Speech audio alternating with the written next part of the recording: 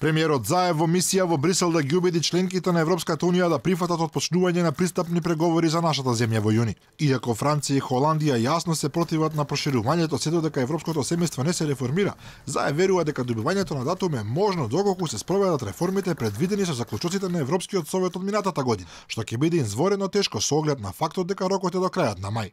Придружуван од министерот за одбрана Радмила Шекеринска, вице-премиерот Бујар Османи и министерот за надворешни работи Никола Димитров, тој председаваше со 15-тиот состанок на Советот за стабилизација и асоциација, од каде беше испратена порака. Спогодбата за стабилизација и асоциација останува во сршта на односите со Брисел, се додека земјата не влезе во Европската Унија.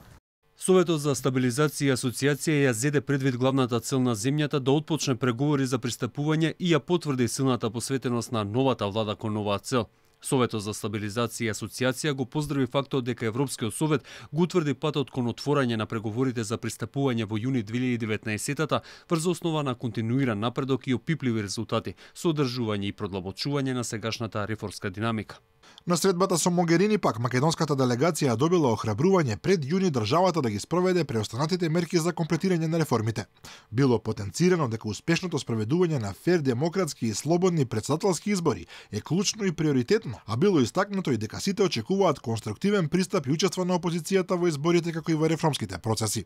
Високи дипломатски извори во Брисел изјавија дека отварањето преговори со Македонија во јуни ќе биде приоритет на романското претседателство, но известноста ќе трае се додека не се објави извештајот на Европската комисија. Со оглед на престојните избори за Европскиот парламент и на негативната перцепција на европската јавност околу проширувањето, комисијата одлучи да ги одложи извештаите за земјите од Западниот Балкан за првата седмица по изборите. Советот за општи работи пак е предвиден за 18 јуни, што не остава многу време за земјите членки да ги разгледаат нодите на Европската комисија и да донесат одлука.